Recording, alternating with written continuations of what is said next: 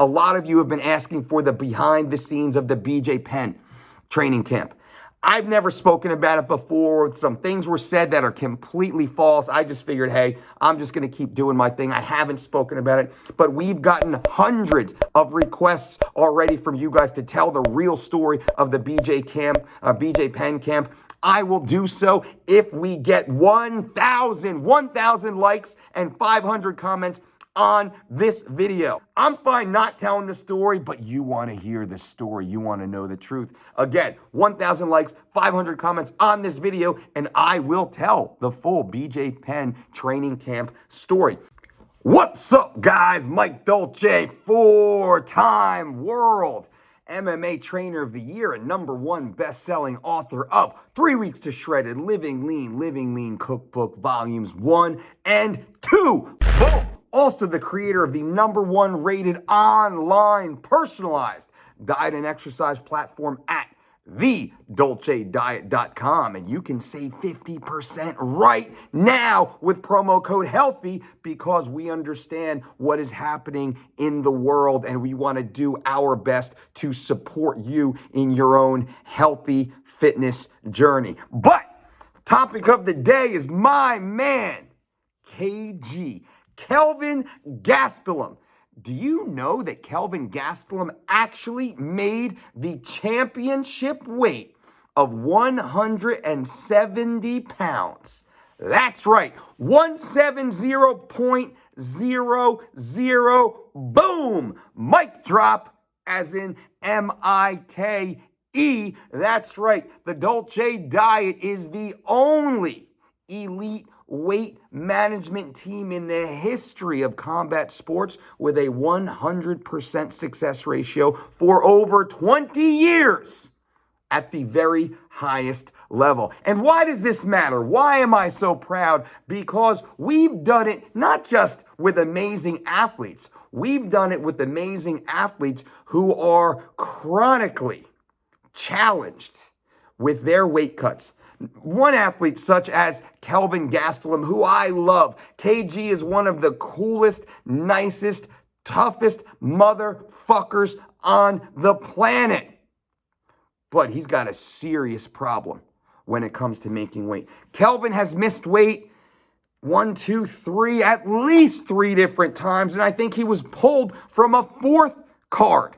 Completely pulled off the card in New York City against Donald Cerrone because Kelvin couldn't make weight. He missed weight against Tyron Woodley. 180. Kelvin misses by 10 pounds. He missed weight multiple other times, and I think he even missed weight at 185 once. Yikes. I hate that because I love KG, and had we continued to work with KG, I believe Kelvin Gastelum would have been the 170-pound world champion. I believe he would have been the 185-pound world champion. And I know you don't believe it. I also believe Kelvin Gastelum, if he worked with us long enough, he would have been the 155-pound world champion. I know you don't believe it, but I know it because this is what I do, and quite frankly, nobody is better at this than I am, as proven by KG making the championship weight of 170 pounds. That's 170.00 for his welterweight debut against Brian Melanson at UFC Fight Night 27, Condit versus Campman in the main event, and this was August 28th, of 2013 at the Bankers Life Fieldhouse in Indianapolis, Indiana. Now, for those that don't know, I'm a member of Team Darkside. That's right, none other than the president of Bad Guy Incorporated, Mr. Chael P. Sonnen. And if you haven't watched my Chael Sonnen real story behind the scenes video, you need to look at it right there. You need to watch that Chael video. But Chael brings me in to be a coach, an assistant coach for Team Darkside on The Ultimate Fighter. I believe it was season 20. I think it was season 20, Chael Sonnen versus John Jones. And on that season, we had Kelvin Gastelum as an athlete on our team. I got to become friends with Kelvin. I got to know Kelvin, and I got to respect the hell out of Kelvin for his athleticism, but also for his personality, his demeanor, the way he treats his family and just every other guy in the house. Everybody loves Kelvin. I don't know anyone who doesn't love Kelvin. Even the guy who Kelvin beats up loves Kelvin afterwards. That's a great thing to say. So I get to know Kelvin. We work with Kelvin. I become friends with Kelvin and all the other athletes on the team, like my man Big Slow, Luke Barnett, like Uriah Hall. There's just a whole list. I'm sorry for not mentioning everybody on the team, but love everybody on that season. And as we move forward, Kelvin goes into the finals versus Uriah Hall. I'm friends with Kelvin. I'm friends with Uriah. I say, guys, listen, I've been your coach on the show. I want to help you as much as I can getting ready for the finale, but I can't work with one of you independently. So I'd speak with Uriah a little bit. I'd give him some little updates, tips here and there. I would speak with Kelvin quite a bit more during that training camp, give him some tips here and there. The fight was at 185.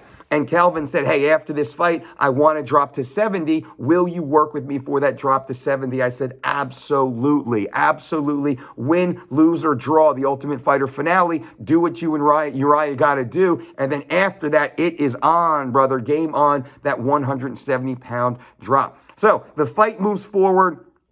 Who even won that fight, actually? Kelvin versus Uriah. It's funny because I even forget that right now. Let's go through and take a quick look here. Did Uriah win that fight? Kelvin won that fight. What am I saying? Of course, Kelvin won that fight. It's so many years ago now. Kelvin wins a fight versus Uriah. It's a great fight. Moving forward, now Kelvin's making the drop to 170 pounds, brings in me, brings in the Dolce diet, follows our system.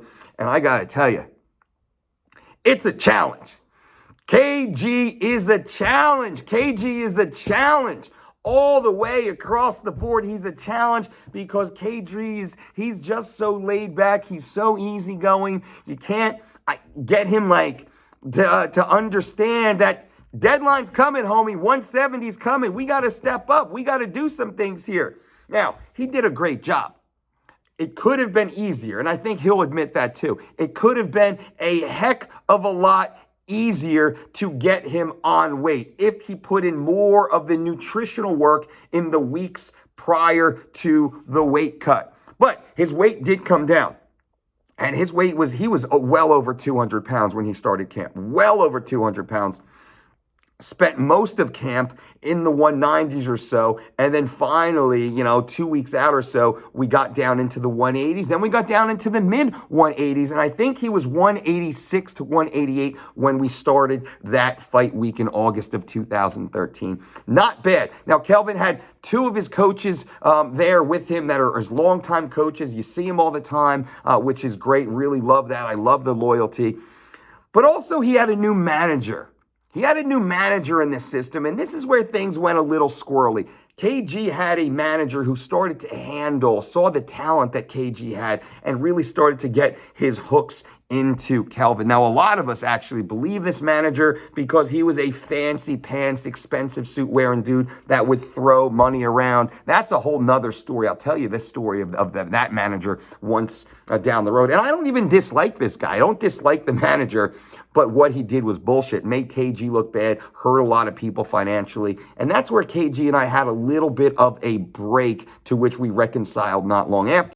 I have been managing myself for the last few years. Yeah, I felt like it's worked for me, and I've been doing okay for the last few years without a manager. So yeah.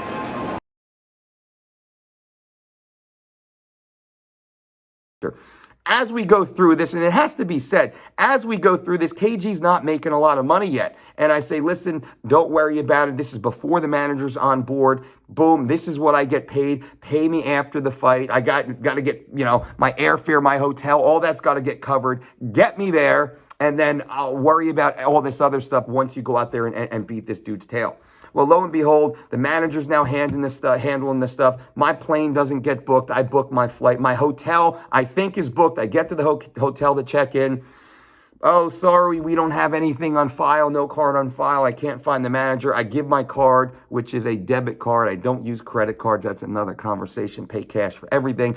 Bang, I book my room. I call the manager. He's like, oh, don't worry about it. I'll have my office call, get it taken care of. 1, 2, 3, 4 days go by. Nothing happens. I wind up checking out of the hotel room. It's still on my card. Oh, don't worry. Must be a paper trail mistake. We'll get it hooked up regardless. So, mind you, as I'm telling this story, I went out of pocket for my airfare. I went out of pocket for my hotel. I went out of pocket for all the food that I was purchasing during fight week. Now, KG thinks his manager's doing all this, has nothing to do with KG. This part of the story, nothing to do with KG. Just so you know, this is what I'm going through. I paid for my airfare to get there. I paid for my hotel, and I was there for, I think, I got there the day before they did. I rented the cars. I always do to make sure I'm not relying upon anyone else. I really handle my stuff at a high level. Bang, bang, bang. I'm all set up. Cost me a couple grand just to be there, to be feeding my athlete the way that they need to be fed with the highest quality nutrients, conducting my business the way that I do. And we enter into the fight week. KG's there. We're doing what we need to do. We're getting the workouts in. He's training a little harder than I like to see athletes training as we're getting closer to caloric deficit. As the stress of fight comes on, I want to see a deload. They're pushing a little harder. I'm kind of pushing back a little bit, trying to mediate the amount of excessive energy that is expended needlessly, so I believe, but that's the way it always goes during fight week. He's being well fed the entire time. He's eating our 3 weeks to shredded training program, our 3 weeks to shredded nutrition program. He's following that all the way across the board. We're going through the weight cut. Everything's working. We're at the supermarket. We're going in the movie theater together, and it's vibe. It's awesome. We're getting along. It's great. And his weight's coming down. 188, 186, 184, 182, 178. I think he was about 6 to 8 pounds over the night before. I don't have my notebook here in front of me, but he was under 10 pounds the day before going to bed. And that was actually really good. That was better than he was making 185 for the Uriah fight and previously. Awesome. Remember, he's coming down from over 200 pounds. I knew weigh-in day was going to be a bit of a challenge, but I knew Kelvin was mentally tough and we would be able to systematically go through the process and get the weight off. Now, as it happens, we're in there where we decided we're going to do the cut in his hotel room, in his bathtub. This is weigh-in day. Now, there's a lot of chaos running around. His manager's running around creating chaos because he's never been around it before, creating all sorts of chaos, all sorts of drama. And if you don't know fight camps, if you don't know how to fight, if you're not around combat sports, if you're not around combat athletes, if you've never cut weight before, you shouldn't be here. You shouldn't be around. You should be on your cell phone, sitting at the coffee shop, handling the business, not worrying anybody else about it. But it's all sorts of baby mama drama. There's no baby mamas in the picture here, but it's all sorts of drama. Get the F out of here, dude. Let us do our job.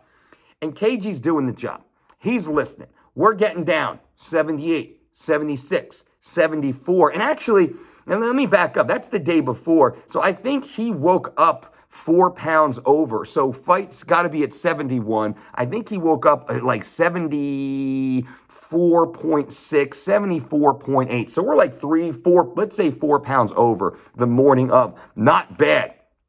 Well, problem is, as expected, the weight's going to come off slow. And I knew that. I knew the weight's going to come off slow because I've done this hundreds of times, thousands of times through my network, through my team, through my crew. Over 20 some odd years, I've been overseeing and a part of so many weight cuts. It's nothing. I've cut weight myself hundreds of times, right? Just through, from 13 years old all the way through to 38 years old, I've been cutting weight, right? So I get it. I know it. It's going to come off slow. And when weight comes off slow, there's a psychological affect that the athlete and the team sometimes go through. They have the anticipation, and this is for everyone listening, that the weight's going to come off as fast. The last 3 pounds will come off as fast as the first 3 pounds. That's not true. In my experience, the last 3 pounds comes off about 20% as fast as the first 3 pounds during fight week, which means if I got 3 pounds to lose, I'm going to give myself 3 to 4 times the amount of time it takes to come off minimum, and build in big buffers and big breaks during the day. So what I'm going to say is 1 pound will normally come off in about 10 minutes when you are fully hydrated, fully healthy, beginning of a cut. At the end, 1 pound will come off in about 45 minutes or so. Average that, where I build in a buffer of 1 hour, I say it's going to be 1 hour per pound. And the team's like, oh, no way, it'll come off, in 30 minutes. All the weight's going to come off in 30 minutes. I said, no, it's not, guys. No, it's not. Don't get your hopes up. It would be great bonus weight if it does. It's going to come off super slow. It's going to come off so expect 1 pound per hour for the weight to be coming off. And in the first 30 minutes, 1 pound came off. Bang! High five. We are double time. We're in bonus time. And as a result of that, I love you, KG. I love you. He thought, well, hell, I can take a double time break. I said, no, buddy, no, you can't. I want you to take a break. I want you to get out of the tub. I want you to relax. Let's get the AC pumped up in the room. Take your shirt off. Lay in bed in your underpants. Let's open the doors, open the windows, and let's just make it super cozy, comfortable in here. Let's get your core temperature down, and then let's get back in and finish. Well, it was a little harder to get Mr. KG back in the tub after that, because he wanted the break and he wanted to extend the break a little bit more. And one of the coaches, and I won't say who, and they're both great guys and they both love their athlete, was kind of taking KG's side. Well, let's give him a break. Let's give him a break. Let's give him a little bit more. Just 5 more minutes, 5 more minutes, 5 more minutes. And they started stacking these 5 minutes, 5 minutes, 5 minutes, 5 minutes. So the 30-minute break turned into an hour-plus break. Next time he finally gets back in the tub, what happens? We're not in bonus time anymore. Now it takes an hour for that next pound to come off. And the whole time I was like, oh no. I was like, stop, guys. This is the part of the process. We have time.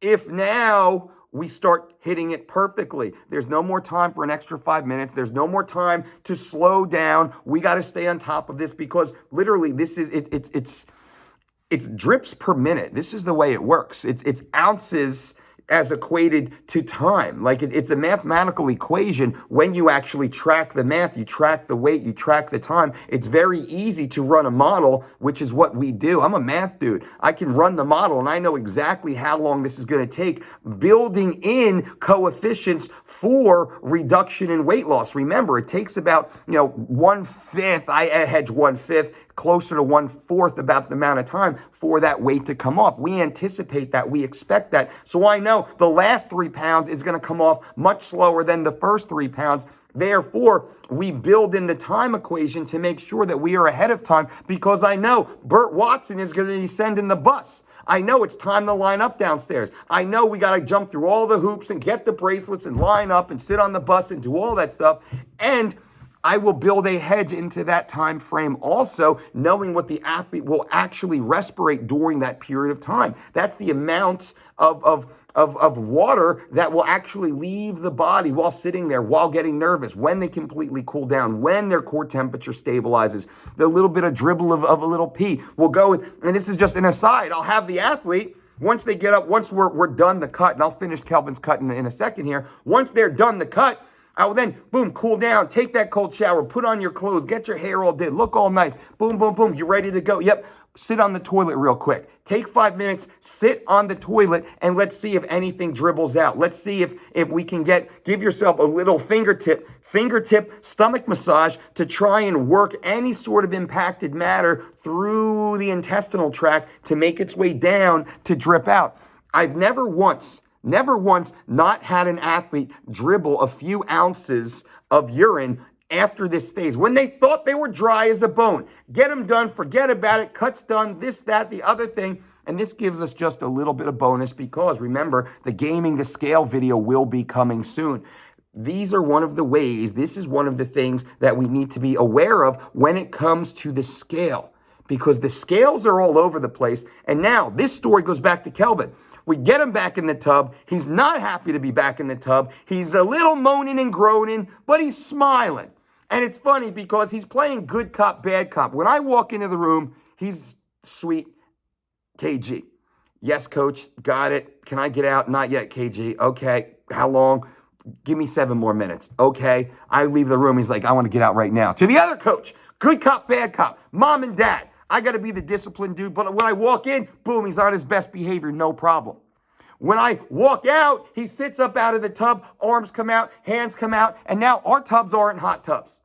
We don't go like 107 degree, 109 degree scalding hot cauldrons like the other idiots out there do. We don't do that. It makes no sense. We keep the tub as cool as possible for maximum perspiration, for maximum sweat. And if you know anything, you know exactly what that temperature will be. Most of them don't know what that temperature is. It's very much lower. But anyway, that's a proprietary secret right there.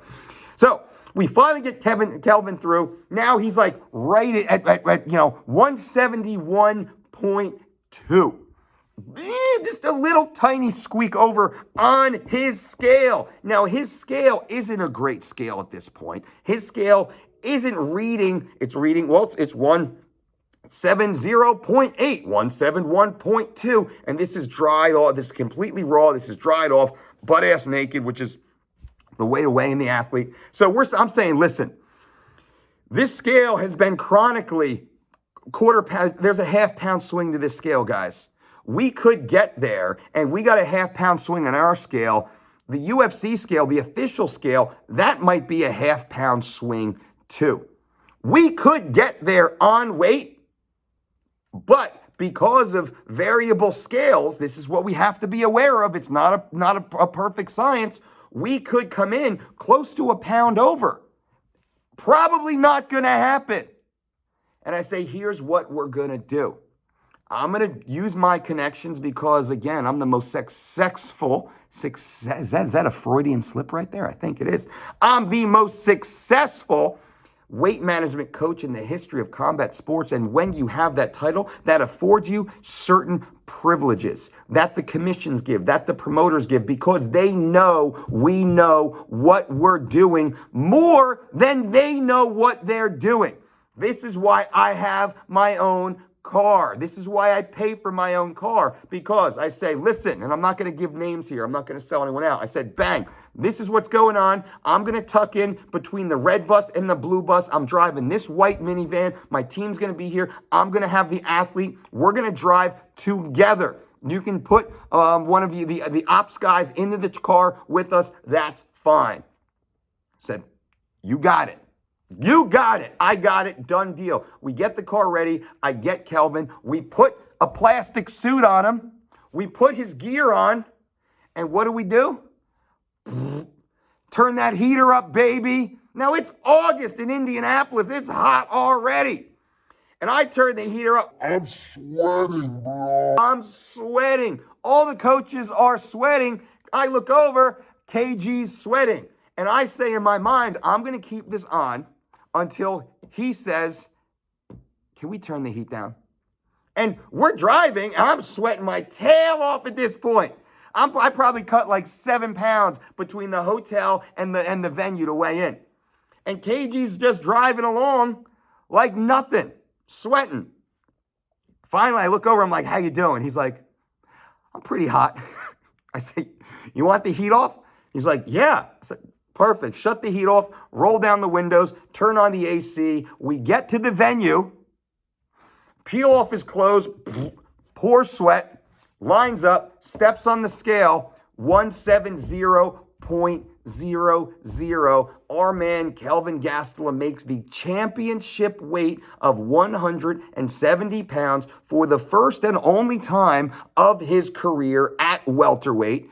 Didn't have to be that hard, could have been a hell of a lot easier with a little more diligence during the lead up nutritionally from week 12 to week 8, week 8 to week 6, week 6 to week 3, as we break it up in the phases. If he tightened it up a little bit, if he didn't have a few of those, you know what I'm talking about, KG, he would have been fine. None of this would have been an issue. But we got him there. We got him on weight. He makes 170 pounds. He looks like an absolute savage. Looks like a savage on that scale. One of the best weigh-in photos ever of KG on that scale is during this fight where he looks amazing on the scale. And for years and years and years and years, he used that exact photo as his avatar on all of his social media, I believe because he was very proud of the way that he looked for that fight. He goes out there and he destroys Brian Melanson. And let me see exactly what that was. Destroys Brian Melanson in the first round with the submission. I think it was a rear naked choke. First round submission, rear naked choke. Wins the $50,000 performance of the night. Puts the entire world on notice that Kelvin Gastelum is the next big thing in MMA. And I believe he lived up to that hype. He lived up to that expectation. Again, I believe Kelvin Gastelum can be the 185-pound world champion. I believe Kelvin Gastelum can be the 170-pound world champion. And I believe potentially Kelvin Gastelum could be the 155-pound world champion. I don't think that will ever happen, but Kelvin Gastelum, Daniel Cormier is another one, heavyweight, light heavyweight, and I think DC can healthily make 185, maybe not anymore at this age, early 40s in life, but I think a few years ago, he was within striking distance. There are very few athletes in the history of combat sports that had the potential to be a 3-division world champion. I believe Kelvin Gastelum has that division. And I do believe Kelvin Gastelum will be a world champion at either 185 or 170. I would love to see him slide back into a very healthy 170 pounds where I think he will absolutely destroy the division and run the division very similar to the way George St. Pierre did, a few years ago. So I hope you like this video. I hope you like this story. That is the truth of the behind the scenes of Kelvin Gastelum's championship weigh-in at 170.00 pounds, which I am so proud to have been a part of. And afterwards, I'll give you, this is a little aside, there's fallout afterwards, because guess what happened afterwards? Afterwards, I never got paid. I never got paid. Not only did I not get paid, I didn't get reimbursed for my airfare. I didn't get reimbursed for my hotel room. I didn't even get reimbursed for the grocery money I purchased for the athlete. So it wound up costing me thousands of dollars to help an athlete win a very big paycheck.